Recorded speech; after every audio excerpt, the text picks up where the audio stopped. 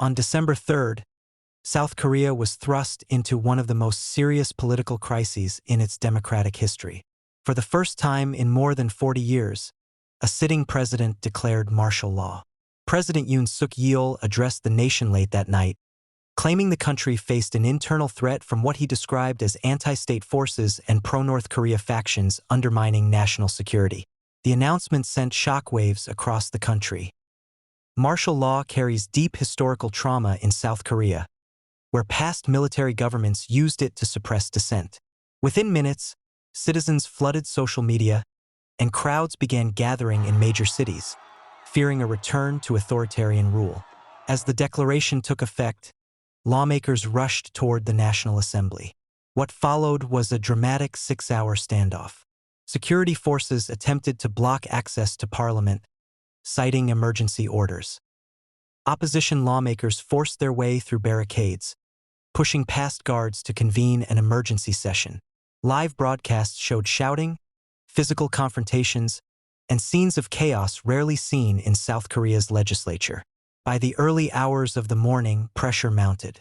Public outrage grew, protests spread, and political allies distanced themselves from the president. The martial law order collapsed before it could be fully enforced, but the damage was already done. Questions quickly turned from why the order failed to whether it should ever have been issued at all. On December 14th, the National Assembly voted to impeach President Yoon. The result was decisive: 204 votes in favor, 85 against. Lawmakers cited abuse of power, unconstitutional actions, and the unlawful declaration of martial law. The vote reflected the depth of political polarization gripping the country, with Yoon's supporters insisting he acted to defend the state, while critics accused him of attempting to undermine democratic institutions. The crisis moved to the courts. After months of hearings and legal review, South Korea's Constitutional Court delivered its ruling on April 4, 2025. In a unanimous decision, the court upheld the impeachment, formally removing Yoon Suk Yeol from office. It marked a historic moment. Not only was Yoon removed, but he also became the first sitting South Korean president to be arrested and indicted on insurrection-related charges. The ruling did not bring immediate calm. Pro-Yoon supporters staged protests across the country, some echoing "Stop the Steal" style rhetoric, claiming the impeachment was politically motivated. Counter-protests filled public squares, with demonstrators defending the court's decision and warning against democratic backsliding. The divide exposed deep fractures in South Korean society over trust in institutions, media, and political leadership. Beyond domestic turmoil, the crisis raised international concerns. South Korea plays a central role in East Asian security, anchored by its alliance with the United States and growing cooperation with Japan.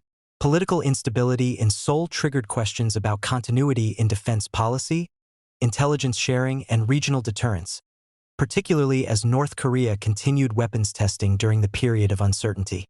Relations with China also came under scrutiny.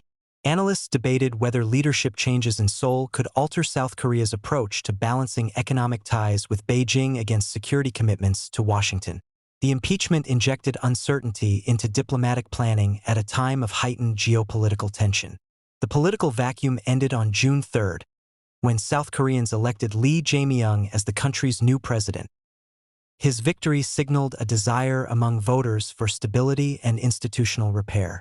In his first addresses, Lee pledged to restore public trust, reinforce democratic norms, and ensure civilian control over emergency powers.